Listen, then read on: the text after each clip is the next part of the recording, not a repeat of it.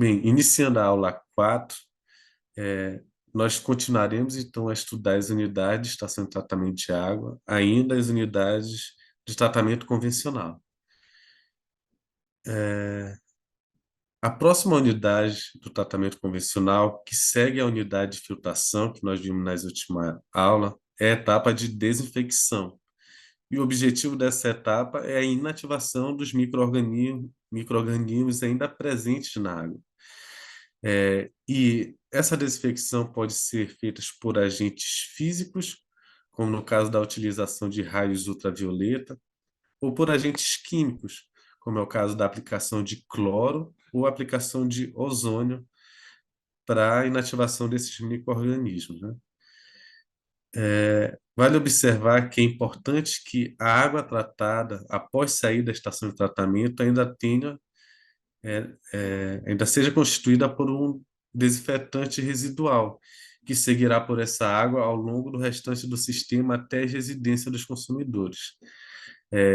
E para que se ocorra, então, a presença de cloro residual, normalmente são utilizados compostos clorados.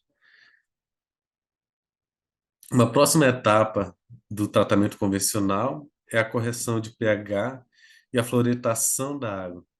Bem, a correção de pH tem o objetivo, como falamos na aula anterior, de evitar com que ocorram corrosões ou incrustações das tubulações de distribuição de água. Por exemplo, nessa figura nós temos uma tubulação normal, uma tubulação nova. Quando o pH da água é ácido, pode ocorrer então a corrosão dessa tubulação, o que é representado nessa figura. Ou quando o pH da água é baixo, é alcalino, pode ocorrer então a deposição de materiais na parede da tubulação, que são essas incrustações. No caso, o objetivo da fluoretação é a promoção da saúde dental da população. Um outro tipo de tecnologia utilizado para o tratamento de água, nós vimos anteriormente o tipo de tratamento convencional, esse completo, e agora nós veremos o tipo de filtração direta. A diferença da filtração direta em comparação com o tratamento convencional é que nesse tipo de tratamento inexiste a etapa de decantação. Essa etapa é descartada. Tanto a etapa de decantação quanto a etapa de flotação.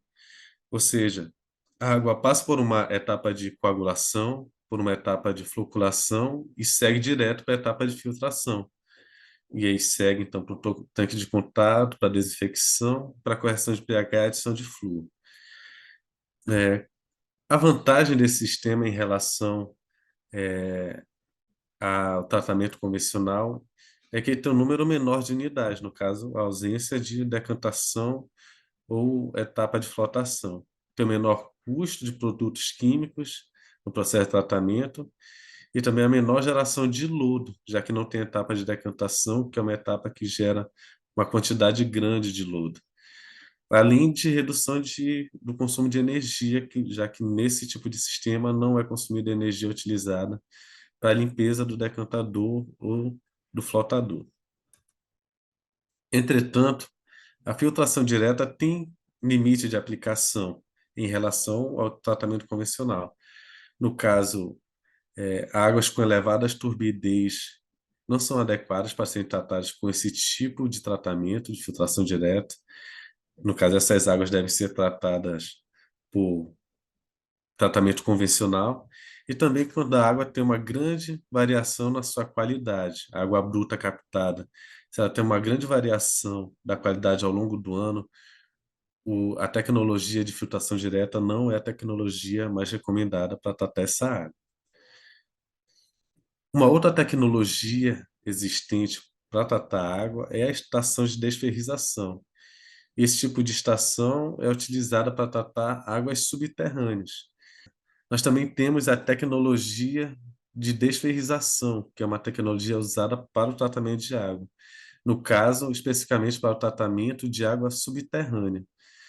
E a característica dessa água é importante para esse tipo de tratamento. No caso, as águas subterrâneas normalmente têm boas características físicas, químicas e biológicas.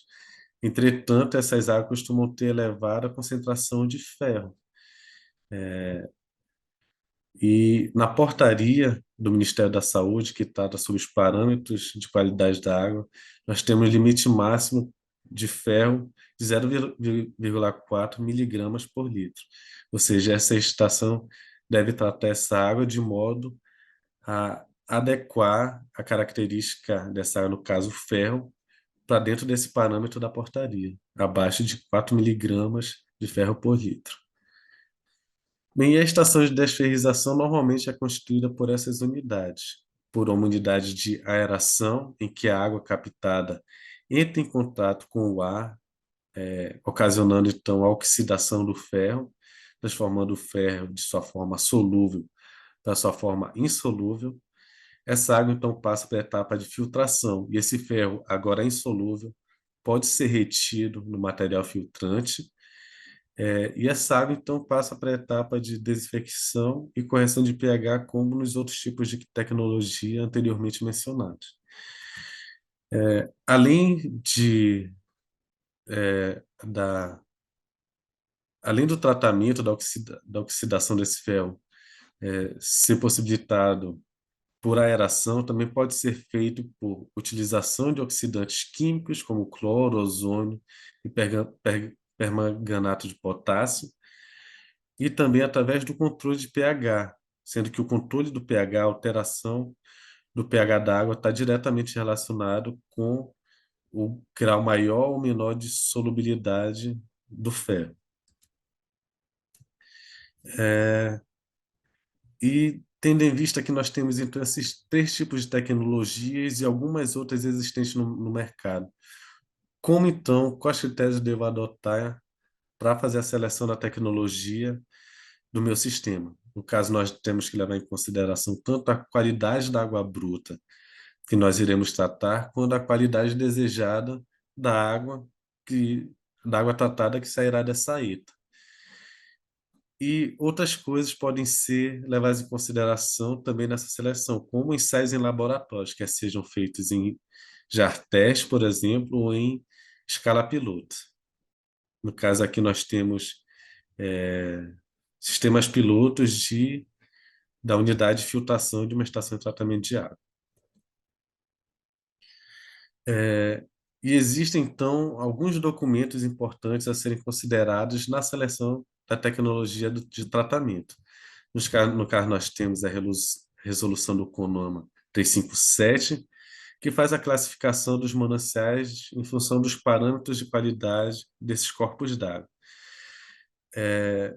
E também, nessa resolução, são apontadas algumas tecnologias passíveis de serem utilizadas em função da classificação do manancial. No caso dos mananciais de água doce, os mananciais classificados como especiais, que são os mananciais mais preservados, pode ser utilizado um tratamento por desinfecção, de acordo com a resolução, claro. A classe 1 pode ser utilizado um tratamento simplificado, com clarificação por meio filtrante, desinfecção e correção de pH. Nos mananciais de classe 2, é necessário, então, um tratamento convencional. E nos mananciais de classe 3, tratamento convencional ou avançado, no caso, um tratamento mais complexo em relação aos mananciais de classe 2. Essa resolução também aponta que mananciais de águas salobras classe 1, essa água pode ser utilizada para abastecimento humano, contanto que tenha como tecnologia de tratamento um tratamento convencional ou avançado. E essa resolução também aponta que mananciais de água salgada não se aplica para abastecimento público. Vale aqui fazer um comentário que a tecnologia de dessalinização da água já está bem avançada em alguns países, como no caso de Israel, que abastece sua população de forma majoritária utilizando água tratada por dessalinização. Outro documento importante a ser considerado na seleção da tecnologia é a NBR 12216, que é a NBR do Projeto de Estação de Tratamento de Água para Abastecimento Público. Essa NBR classifica os mananciais, as águas em quatro tipos, no caso, tipo A, tipo B, tipo C e tipo D. No caso, tipo A é constituído por águas subterrâneas ou superficiais provenientes de baías sanitariamente protegidas. O tipo B é constituído por águas subterrâneas ou superficiais provenientes de bacias não protegidas que necessitam de processos de tratamento que não exija coagulação. O tipo C são mananciais apenas superficiais provenientes de bacias não protegidas que exija coagulação para se enquadrar nos padrões de potabilidade da norma vigente, da portaria vigente, no caso. E o tipo D, que são as águas superficiais provenientes de bacias não protegidas, sujeitas à fonte de poluição que exijam processos especiais de tratamento. E aí, os parâmetros para o enquadramento dessas águas são apresentados aqui nesse quadro. Caso nós temos o parâmetro a DBO, a demanda bioquímica de oxigênio, os coliformes presentes na água, o pH, os cloretos e os fluoretos. E se essas águas se enquadrarem na faixa desses parâmetros, significa então que essa água é do tipo A, ou do tipo B, ou do tipo C, ou do tipo D. E para cada um desse tipo de água, são recomendadas, então, tecnologias de tratamento. No caso, para águas de tipo A, a utilização de desinfecção e correção de pH apenas, que são as águas mais preservadas. Para águas tipo B, a utilização de desinfecção e correção de pH com a possibilidade de decantação ou simples filtração, precedida ou não de decantação. E para o tipo C, é necessário então a coagulação, seguida ou não de decantação, filtração em filtros rápidos e desinfecção e correção de pH. E o tipo D, tratamento mínimo do tipo C, ou seja, igual tratamento utilizado para as águas tipo C, e tratamento complementar apropriado para cada caso, dependendo da qualidade dessa água, dos parâmetros encontrados nessa água que estejam fora dos padrões adotados na portaria.